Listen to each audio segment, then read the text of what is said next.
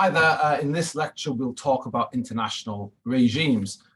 Particularly, this is taken again from Keohane and Nye, that book. And so we'll talk about international regimes, and that in itself is important. But of course, the main thing that Keohane and Nye are trying to do really is to, I guess, show that their theory, which remember is somewhere in between these sort of rhetoric of interdependence versus the rhetoric of national security.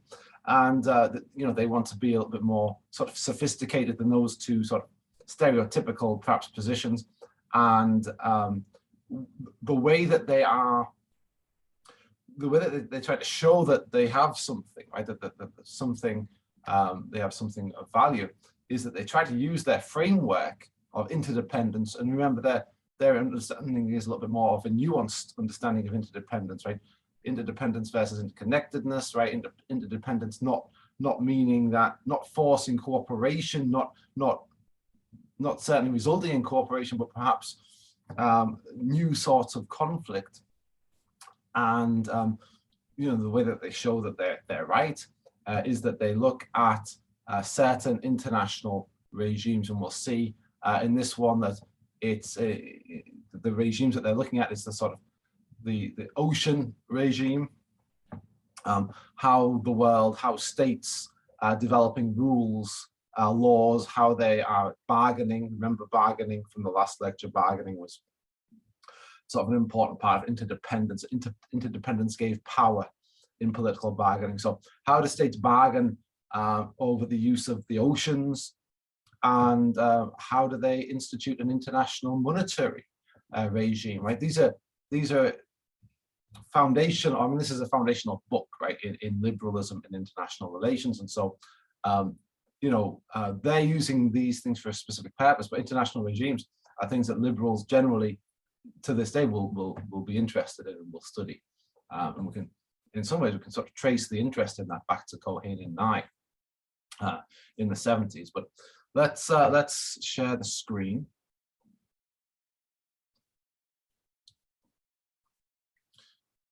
This one, in some ways, it's maybe, and there was one or two of these as well in the realism module, but this really gets into the weeds a little bit, maybe a little bit more than is strictly necessary, this lecture. So,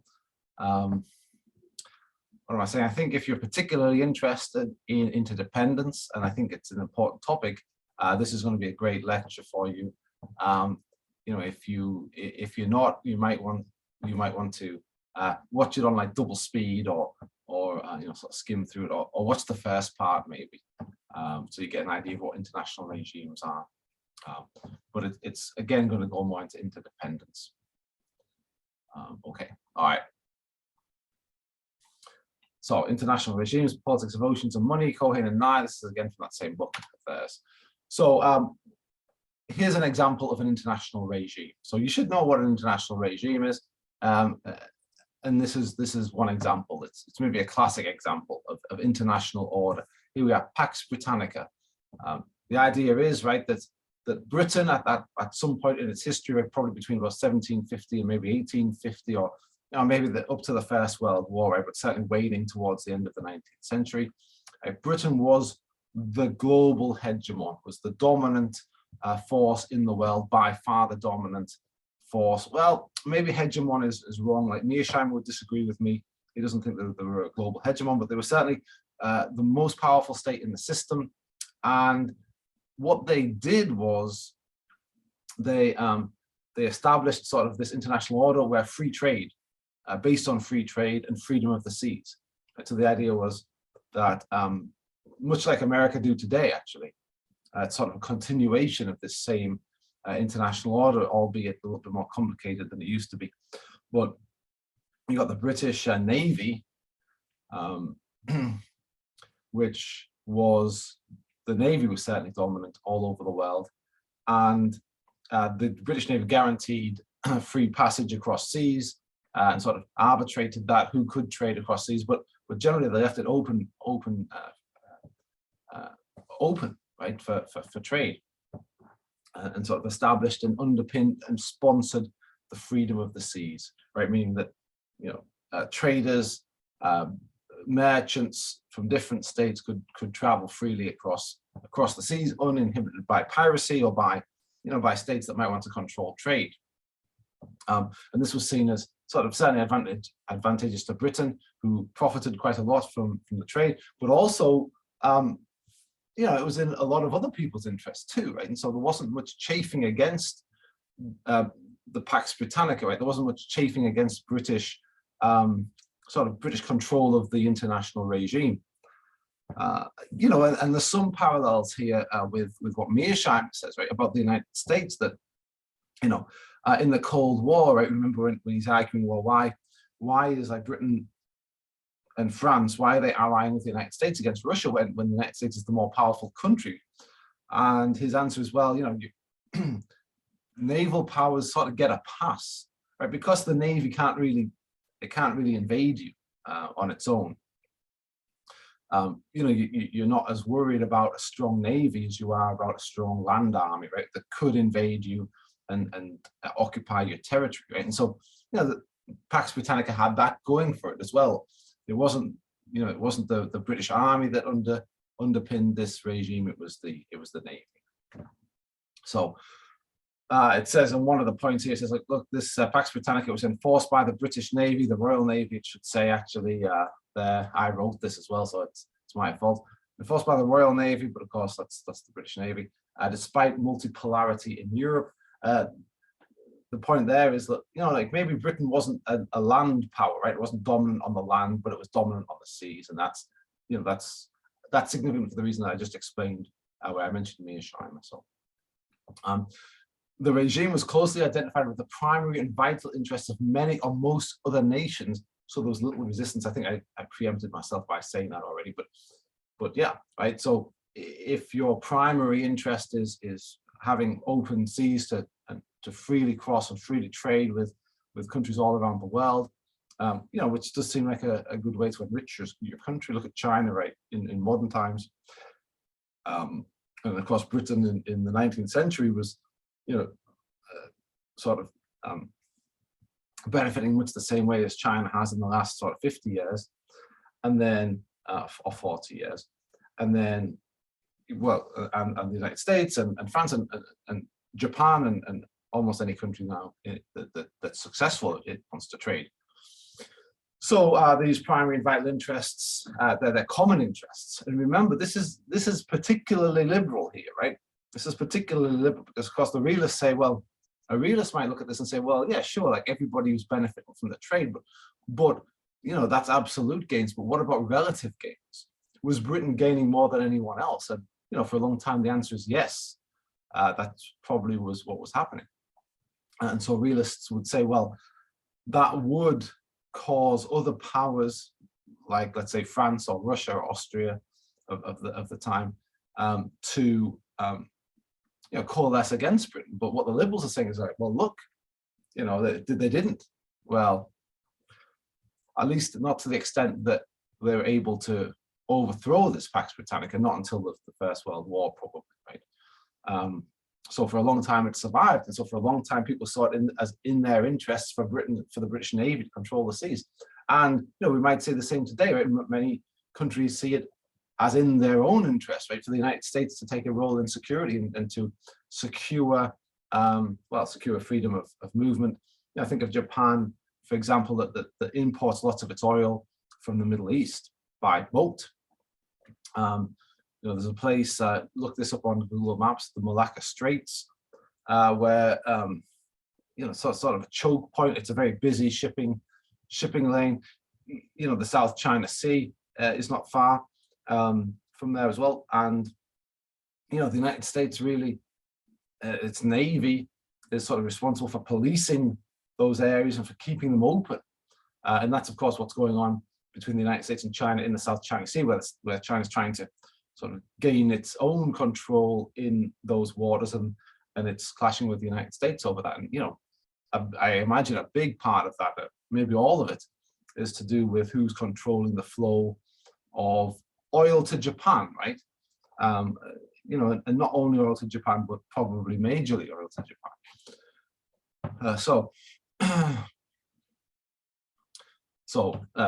just to sort of see that, look, there's parallels between Pax Britannica in the 19th century and sort of Pax Americana, I suppose, in the 20th, the late 20th, early 21st century. But the important point is that, you know, for liberals, the important point is, like, there is almost some universality of interest here, right? So what's in Britain's interest is also in France's interest, is also in the United States' interest, is also in Russia's interest. And so, yeah, that's a sort of a point of departure from realism a little bit. But it enables regimes to survive for a long time, because long periods, because, you know, nobody's actively resisting them, because the liberals say, well, you know, it's working in their favor too. Okay, and then important regimes within this sort of Pax Britannica were, you know, ocean law, right? Who can sail, when they can sail, what you have to do if you are sailing, and also money, right? Exchange rate, the gold standard, all of that sort of thing. All right. So there's these issues and issue areas which are defined by policymakers, and they're defined into areas by connections made. So what Cohen and I are doing here is to say, well, you know, how do we know what's oceans policy and what's money policy? Well, let's take oceans policy, for example. Like, well, and I think I've done that actually on the slide, but if you think of what happens in the ocean, right? There's fishing, there's mining, there's trade, there's passage. There's also ideas of, well, how much of the ocean belongs to a particular country, right? How many miles off the coast, you know, is international waters, and, you know, so this, you know, traversing the sea is one thing. You know, mining under the sea, that's a second thing. Fishing in the sea is another thing, and those things, they could be separate regimes, right? They could be separate issues. You could have one meeting about fishing, and you could have another meeting about mineral rights under the ocean and international water. So you could have different regimes about that, and you could have different meetings and maybe different people. You know, for example, in the United Kingdom, I'm more familiar, I suppose, with the United Kingdom government even still than I am necessarily with the United States government. But I know for long periods of time in the UK government, you have this, you know, this minister, this Secretary of State for fisheries and agriculture, right? And that he's different, or she is different from the, I'm trying to think who it would be that would be responsible for mining, or well, let's not do mining, let's transport, right? There's a separate transport minister, right? And so you can imagine if Britain's trying to negotiate ocean transportation, you can imagine them sending the transport minister rather than the fisheries minister, right? Which is two separate issues, right? But then, of course, to negotiate fishing policy, you know, you would imagine they would send their fishing minister, their fisheries minister. So, you know, these two things are not necessarily linked. They don't seem necessarily linked, but policymakers, meaning sort of leaders of governments, they do link things. And so this is why Cohen and I are trying to sort of show us that, look, these areas, these regimes are sort of fluid, but they come into being as specific regimes, as for example, an oceans regime, sort of due to the agency of policymakers, right? They decide, like, yeah, this is actually something we're going to tackle together. We're going to tackle both fishery and deep sea mining, even though, you know, they are different functions. And then, okay, so now we have the international monetary issue area, right, where the most important issues are generally the role of exchange rates. I never know how deeply to go into here. I mean, it's interesting, I think, to me, and it's an important aspect of international politics, probably, right? Exchange rates, you know, and basically, I think I'll say at this point, and we might talk more about it going forward in the lecture, but we might not, depending on how I feel, but how much I want to talk to you about it. But you know, exchange rates, you usually have a few different options. Either you can sort of govern exchange rates through gold, or some of the precious metal. Gold is obviously the historical example. You can have floating exchange rates, right, where, you know, exchange rates sort of react to market forces of supply and demand, and can swing in some cases in history, right, quite significantly. You know, and there's sort of in between options as well, where you can fix them to a certain currency, right? You can peg your currency, let's say, to the dollar, and then you know, the dollar maybe is fluctuating a little bit, and your currency fluctuates with it. So those are some possibilities in terms of how to set up exchange rates, and those are the sorts of things that when we're talking about international monetary regime, that's what we're talking about. We're talking about how do we manage exchange rates? How do we you know, what's the nature of the reserve asset or assets, right? And that's, you know, is it gold, right? Is it the precious metal? Is it foreign currency, right? Which it is today. The degree of control over international capital movements, right? So, you know, to what extent is the, you know, are there any limits on how much capital you can move from one country to another country, right? Are there sort of taxes on that capital as it moves across borders, or not, right? This is just to sort of give you an idea of when we talk about monetary regime, what are we talking about? And it's these decisions here, right? And it's bargaining about these decisions. Because of course, you have some countries that will want more control over capital movements and some countries that will want less control, perhaps.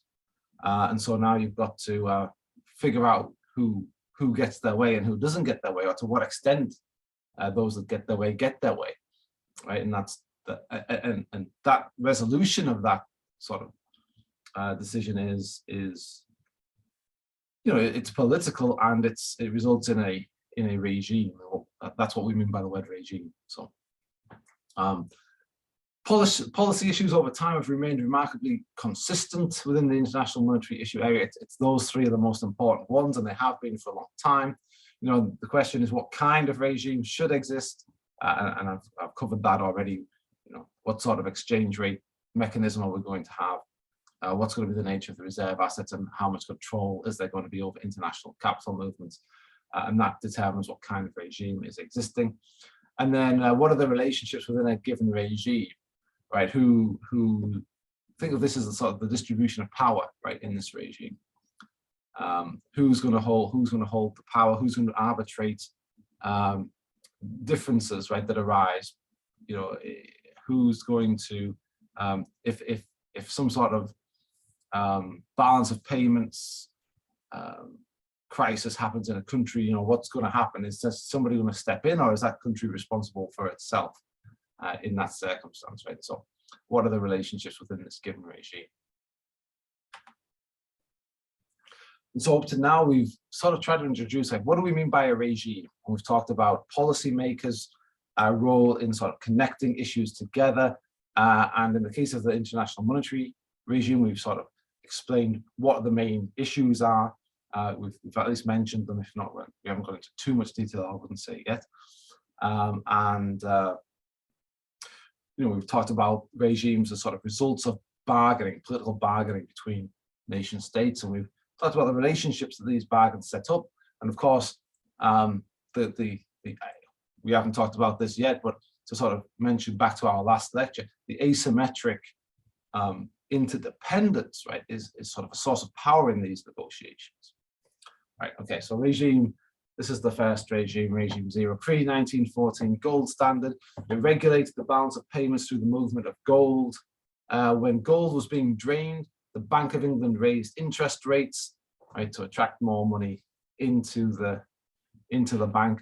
Higher interest rates restricted credit, right, reduced prices, economic activity, and employment. Right? So this is getting into a little bit of economics here, but let's go with it a second. So what we're talking about here is this first regime, the pre-1914 gold standard. And what we're trying to do is, with this gold standard, is we're trying to regulate the balance of payments.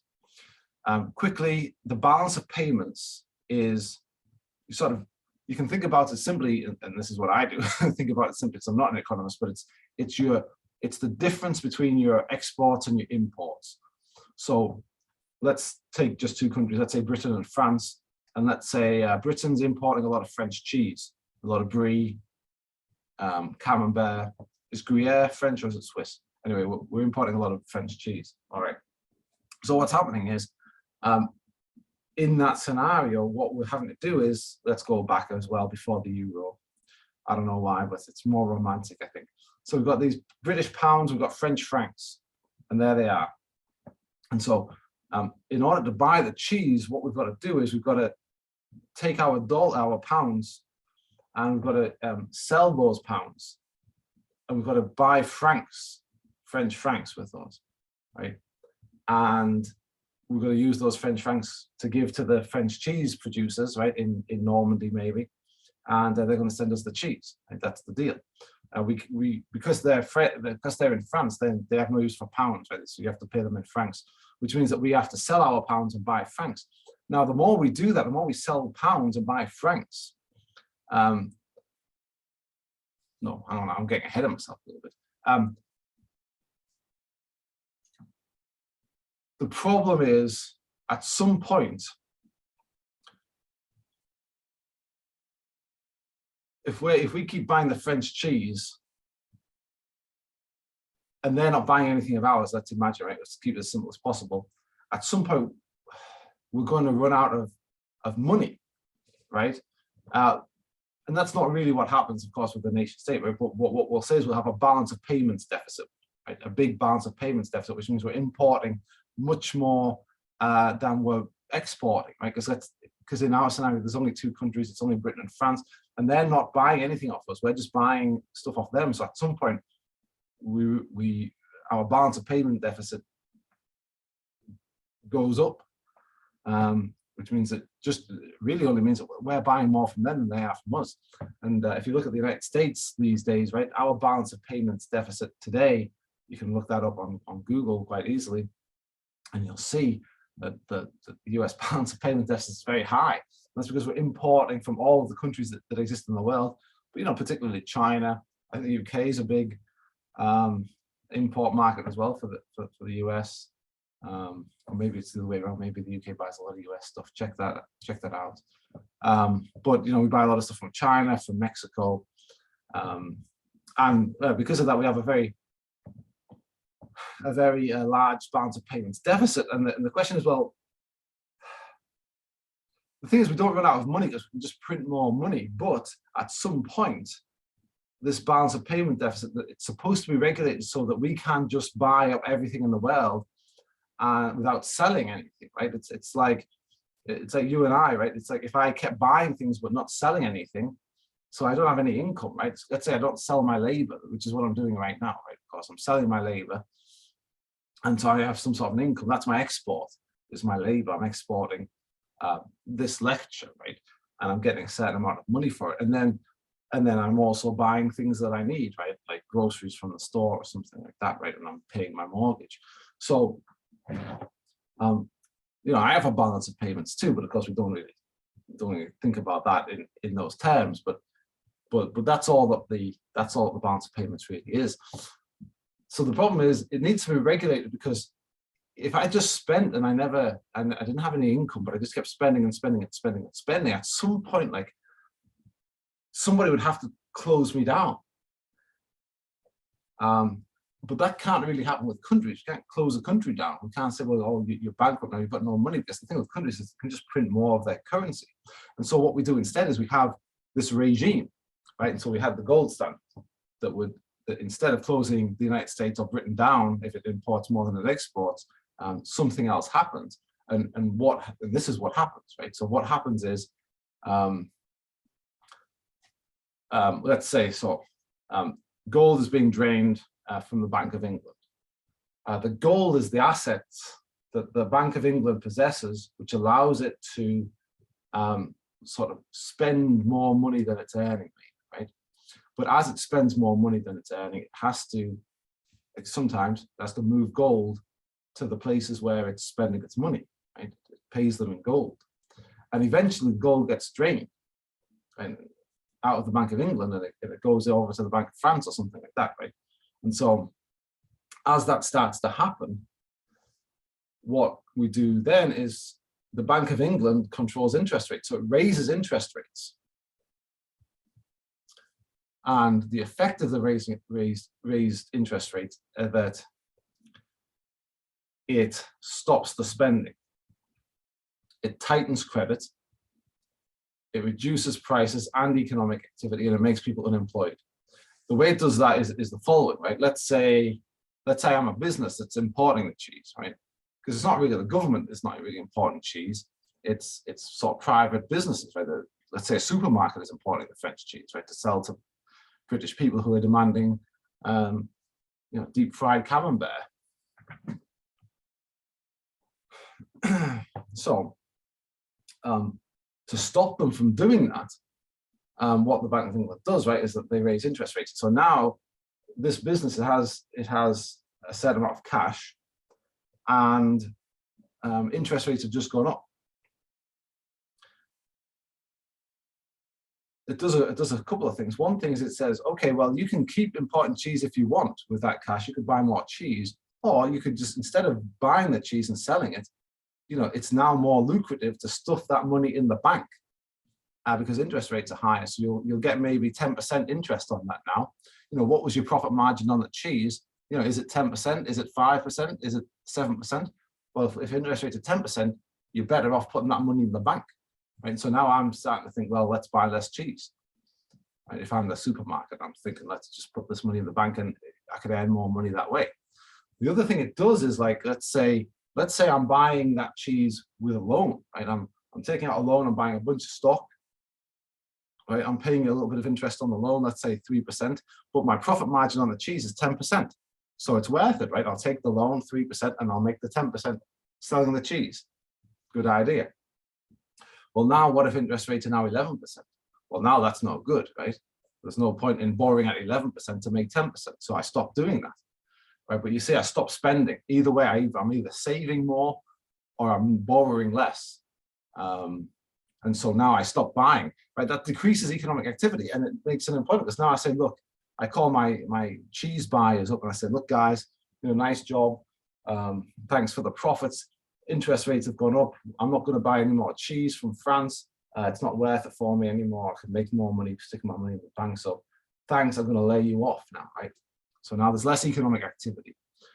But it stops, it has that, it's that mechanism that stops me just keep carrying on spending and spending and spending and all the capital going out of the country, right? That stops that. And the capital in this case, in the gold standard, is actual gold, right? It stops that gold being drained.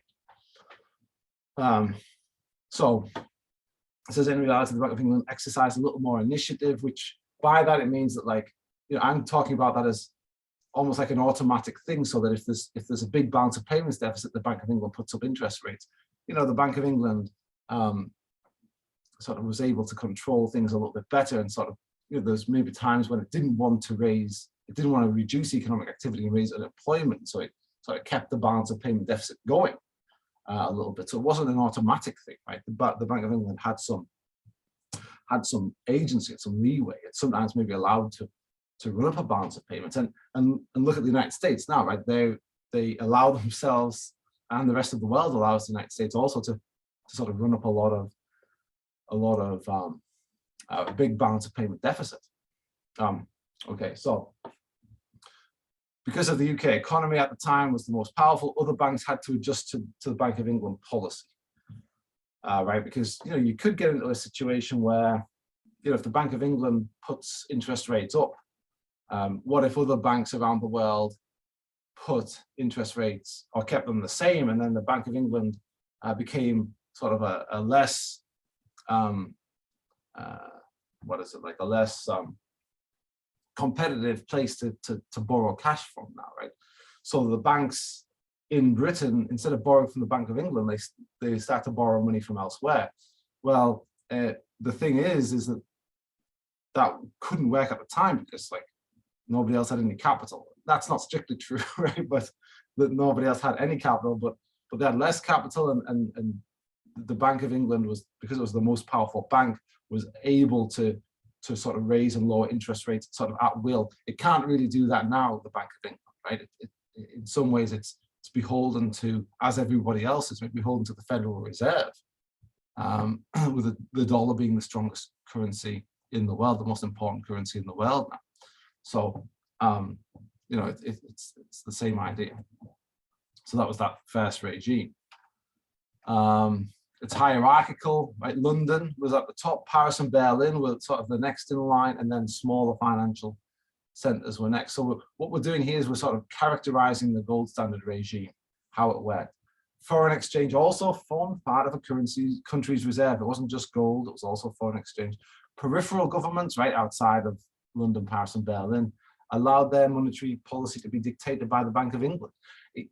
Cohen and Nye said they allowed it because they just didn't know any better. Like, they just didn't know that they could deviate from the Bank of England.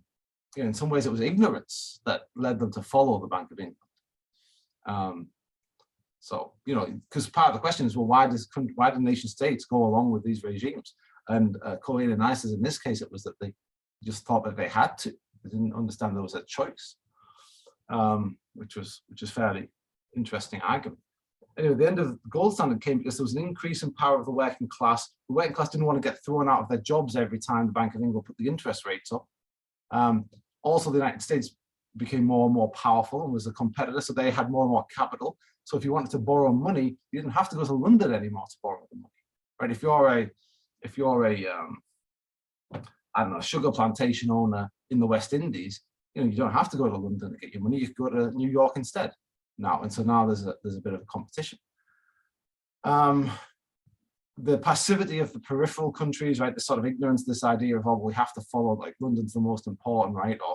Or even New York's the most important. You know, became less passivity of those peripheral countries, and then the desire to cooperate to mitigate shocks to the system. You know, other countries started to feel that maybe the Bank of England wasn't managing things particularly well, and so we should maybe have some more say in what's going on.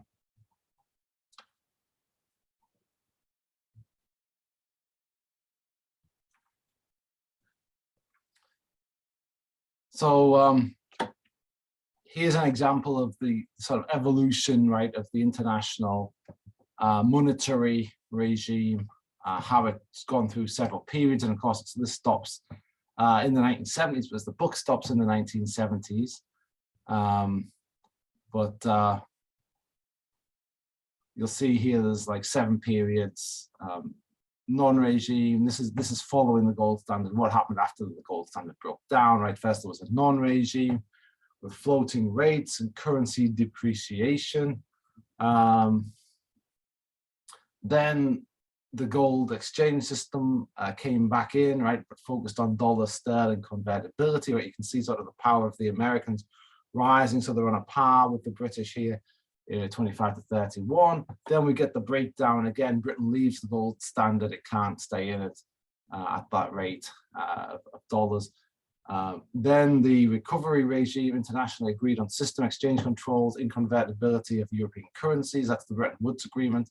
Then 59 to 71, you've got another international regime, fixed but adjustable parities, right? So pegging your currency to another currency, the dollar, mostly probably, and then but allowing it to sort of adjust within some bands. The dollar is convertible into gold.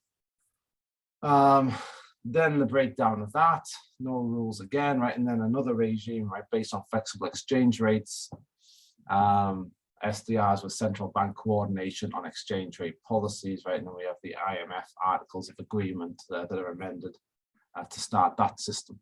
And so one thing, so we're looking at the sort of overall history of the international monetary regime here, right, after the gold standard, right, from periods 1 to 7. And so, you know, there's a few things to take away from this. One is you see sort of different regimes with periods in between of sort of no regime, right? And this idea of no regime, right? There's no rules on this. You just got the floating rates all the time, right?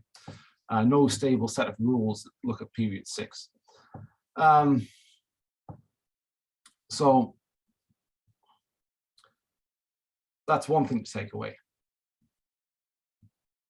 The second thing that sort of you can see here, right, is that the dollar becomes more and more important as the 20th century goes on, right? So Britain Britain declines and the United States increases its power, right? So you can see that that the regime is a reflection of the more powerful states in the system. And those, I think, are the main takeaways from this slide. And then, so we've done regimes. Now the idea is, like, okay, do we have complex interdependence? And remember, like, complex interdependence, that's Cohen and Nye's phrase, and it's different from just interdependence. Interdependence on its own, they just associate with some sort of like a rhetoric where everybody's going to be peaceful now because we're all so interconnected. And they say, no, no, that's not right. It's more complicated than that. We have this other thing, complex interdependence, right? So are oceans and money, are those regimes, are they governed by national security? Are they governed by interdependence, or are they governed by complex interdependence? And Cohen and I are going to want to argue that it's complex interdependence. So here's how to judge. Well, what's the role of force? In complex interdependence, there's no use of force, right? There's use of power, political bargaining, and power from asymmetric interdependence, but there's no actual use of force. Whereas for the realists, it's the use of force, or it's at least the threat of force. Cohen and Nye are saying the use of force, but it's not quite right, remember, right? If we go back to Morgenthau, says once you're using force, that's politics is finished, right? So it's the ability to use force, right? It's the threat of force, it's the capacity to use force, but it's not the actual use of force. But Cohen and Nye, well, they're missing that really. But anyway, role of force, complex interdependence, no force realism is the use of force. In complex interdependence, we should expect to see multiple issues not arranged hierarchically. And there should be multiple channels of contact. We talked a lot in realism about hierarchy versus anarchy, right? So I'm not going to go in too much into that, but just to say that, look, complex interdependence means you're sort of linking together multiple issues, and there's not one that's at the top and the others are sort of underneath it. It's like they're all sort of on the same sort of level, right? So fisheries and mining, you know, one's not more important than the other, but they're both, you know, it's multiple issues, right? It's two issues in that case. The multiple channels of contact is this. It's like, okay, well, realists want to talk about the state, and they want to talk about sort of state interests and state bargaining and state power and those sorts of things, right? And the state is treated like it's all just a monolith. Complex interdependence recognizes that, look, actually, this state's made up of all sorts of different elements, right? Maybe there's like British companies, right? Maybe there's British oil companies, which there certainly are. There's also in Britain, there's the Prime Minister, right? And you have then under the Prime Minister, you might have a trade secretary, right? Trade and industry secretary. You might have a Secretary of State. That's the United States. You have a foreign secretary, I should say. Maybe I'm more Americanized than I realize. So you have this foreign secretary, you have the treasury. You got different government departments. You've got things like the military are there, right? They're going to want something, and all of these people are going to want something slightly different. And so if you're negotiating with a foreign power, like which part of you is negotiating? Is it the Prime Minister? Is it the Trade Secretary? Is it the Foreign Secretary? Is it the military, right? The military advisors negotiating with another country, right? And they're all going to want slightly different things, right? So this is the multiple channels of contact in complex interdependence. So if the realists are right, we should expect just one monolithic view, right, where Britain is negotiating with the United States, and that's it. And there's no complicatedness within Britain, and there's no complicatedness within the United States. They're all one. They're both one set of interests, one harmonious set of interests on one side, one harmonious set of interests on the other side, instead of differing interests inside of the country. All right. So now we're going to look at the ocean issue area. We're going to try and judge, is it complex independence or is it realism? And this, of course, is Cohen and Nye that are doing this. So they're saying, okay, is there use of force on the ocean issue area? Early on, the United States and Britain used force against smaller states who made incursions into the free seas regime. And there's all the examples. Britain used force to break a Spanish blockade during the Spanish Civil War. the Soviet Union used force against British trawlers off its coast. Canada seized 4 American trawlers that it thought were in its space. The US sank a Canadian ship. Right, so we're using force here against each other. Ecuador issued fines against an American ship. So we're using force. After the Second World War, Britain tried to keep the Corfu Strait open. The United States and the USSR refused to recognize sovereignty over the Straits of Malacca, which I already mentioned. That's where a lot of oil goes through towards Japan and East Asia generally. US and UK tried to counter Egypt's restriction of the States of Tehran to Israeli shipping.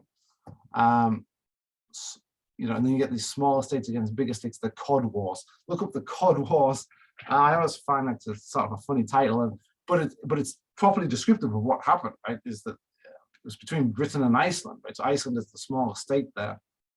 And so there was a dispute, a fisheries dispute about which trawlers from which country could fish in the North Atlantic there by Iceland. And, the British trawlers were being harassed. Let's say, I'm British, right? So I'm going to give you maybe a bit more of a biased view, but, the British trawlers were being harassed by the Icelanders. And so the British, in a sort of use of force, right, sent the Royal Navy up to dissuade the the Icelandic trawlers from harassing the British fishery fleet. And actually it doesn't work, right? Because the thing is it's bad optics, right? You got these Icelandic fishermen who are trying to sort of, fish and make a living, and they're just like small boats. And you got this big, British Royal Navy frigate, right, ramming into it, right? That doesn't look good in the world's eye, right? So, that's sort of the level of conflict that it was. It wasn't like it wasn't like they were shooting, two navies shooting at each other, but it was that sort of, the Royal Navy trying to sort of bully these smaller Icelandic trawlers. Basically they had to come away because one, unless you're prepared to sink the fishing vessels, right, which is again even worse, right, and not really in the character of a liberal democratic state anyway, right, but you either got to do that or really, there's not much else you can do to stop them from fishing there, right? So you sort of end up going home having not been very successful in what you're trying to do. So that's what happened. Well, and I think this is some of the, I think I've started on this slide already, right? So cost of action in distant waters increased by surface-to-surface anti-ship missiles. It's very hard to get close to coasts now. I think I said this in the other lecture or in realism, but for naval ships, they should really stay away, quite far away from the coast, because hostile coasts, because they can be sank fairly easily, right? It's costly, right? Don't get too close to enemy coastlines because you'll get sunk. And that's military technology. So there's less use of force, you can't get close enough to do it. And so, well, if you try and use force to, what we're thinking about here is we're imagining Britain going over and trying to keep the Straits of Tehran open to Israeli ships. And the thing is with the straits, any straits, right, or the Straits of Malacca or the Straits of Hormuz, right, near Iran, is that it's close to land, right? It's a thin strip of water. So if you start putting your ships in there, try and open it up, right, you're vulnerable to attack from the land, and the ships are more and more vulnerable to those sorts of attacks. And so, because the technology that powers those missiles from the land, from the coastline, is increasingly sophisticated and powerful. And so, so it's harder for big powers to keep those sorts of shipping lanes open on that basis. Also, there's general norms against the use of force. Forceful response by a large state over a fishery dispute makes it look like a bully, and I covered that with the Cod Wars. Use of force in ocean matters can hinder attainment of goals in another area. This was the example here was the US and Ecuador. And this gets into the multiple channels thing as well, right? So the US is trying to work with Ecuador, is trying to sort of get it on its side. And you've got the, what was it? The Ecuadorian military. What was it now? can't remember which way around it was, but the Ecuadorian military were sort of, I think, were less excited about closer relations with the United States, but the Ecuadorian Foreign Office was quite interested, right? So the Ecuadorian Foreign Office was sort of at odds with the military. And so now there's an internal political battle in Ecuador about should we be closer to the United States or not, right? And the military wanted one thing and the State Department wanted the foreign ministry in Ecuador wanted something different. Let's say now Ecuador, which is what happened, Ecuador sort of increases its claims to control off its coastline. Okay, so now the United States is faced with this option. Now they can either say, no, we don't care what you say. We're going into that area. That's not your water, that's international waters, right? Like they're doing with the Chinese right now. And the British are doing the same with the Australians. So that's one option, right? But if they do that now, the thing is that the Ecuadorian foreign ministry is now going to become weaker, right? Because the military in Ecuador is going to say, look, you want to be friends with these guys? These guys are violating our national waters, right? So the US could either do that, or it could say, okay, well, we're just going to respect it, and that might help them politically within Ecuador, because it might strengthen the case of the Ecuadorian Foreign Office and weaken the case of the Ecuadorian military. So that's that third bullet point there. And so as a result of those things, right, the pattern of great powers using force to maintain open seas is diminishing, and smaller powers are asserting their control over territorial waters. And that we could see that in some ways today, right, with the China thing, right? China's maybe not a smaller power, and so that's probably not really what Culhane and Nye are talking about, but you can see that this is still an issue today, right? And it's still a question of like, are the big powers able to keep the waters open, or are other powers able to close them and to sort of control them more? And then monetary powers, complex interdependent monetary policy, right? The use of threat of force to induce a particular monetary policy has always been rare and non-existent. Right, we don't, even with China, right, we declare them a monetary, an exchange rate manipulator, right, that they're keeping their currency artificially low in value against the dollar, but we would all be quite surprised if the threat was, hey, if you don't sort that out, we're gonna do airstrikes, right, or something like that, right? That usually doesn't happen in monetary policy. When Britain left the exchange rate mechanism of the European community back in the 90s, because of speculation against it by George Soros, actually, he made a lot of money, billions on those few days. But there was no question by either side, either the rest of the European countries or Britain, right, that there would be a war about that, right? That's not how monetary policy usually works. So this is an area, maybe for Culhane and Nye, where realism doesn't really belong, and maybe complex interdependence belongs. Sometimes monetary policy is used for political or security purposes. US economic support for Europe following World War II, the Marshall Plan, US economic pressure on Britain during Suez, which if you might know about the Suez crisis, it was the British, the French, the Israelis on one side and the Egyptians on the other side. The Egyptians tried to nationalize the Suez Canal, which was Britain's main route from where it is, from Britain to around to the Far East, where it's still, even at this point, this was in the 50s, even at that point, India had been already independent, but I think it was at 52, but India was independent in 47. So this was the early 50s, and so it didn't have to get around to India, but it still had other colonies around there in the east, and still wanted to be able to circumnavigate the globe with their navy, and that Suez Canal was the main way that they avoided having to go all the way around South Africa. So the Egyptians nationalized it to control the canal, because it had previously been owned by a British and French company who sort of cooperated in keeping it open for British and French shipping in particular.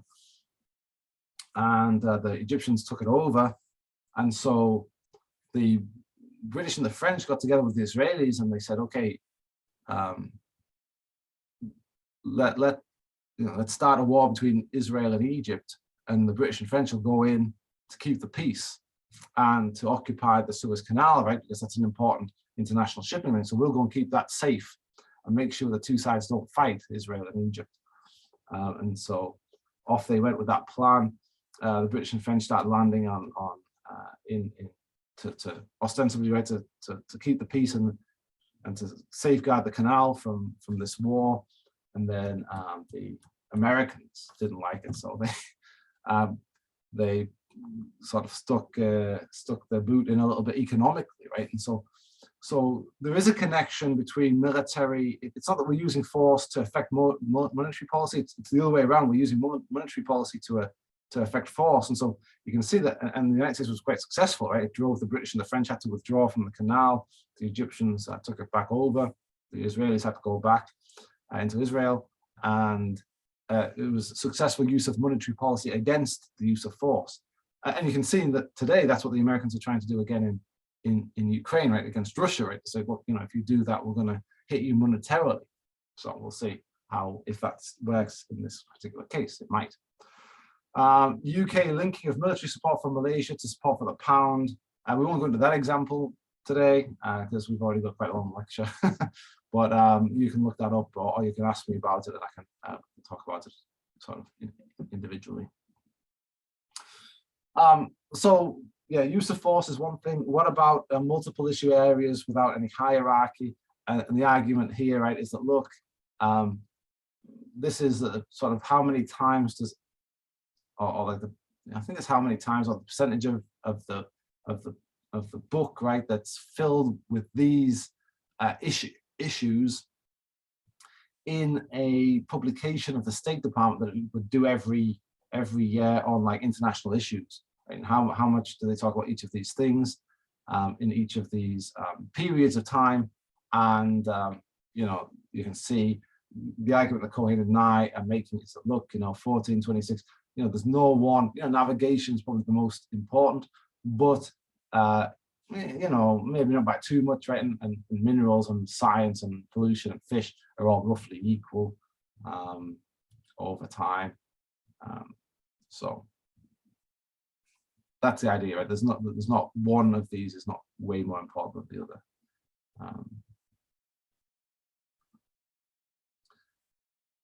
Absence of hierarchy among issues, money. So that was the fisheries one. This is the money one. Issue areas more stable than the oceans one. Monetary issues come into salience and drop away.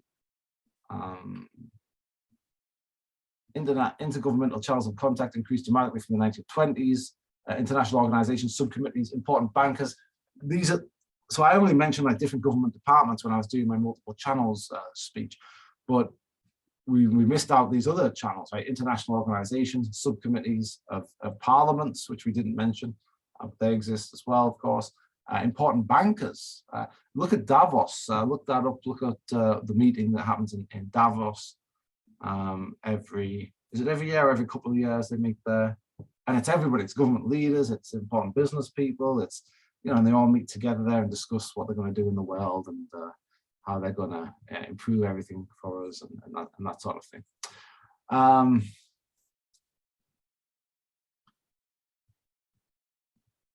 Yeah.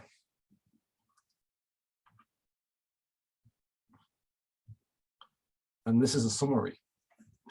Have a look at this. This is the summary, really.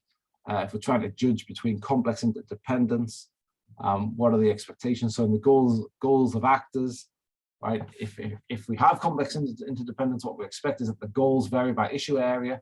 Goals are difficult to define. Transnational actors will pursue their own goals.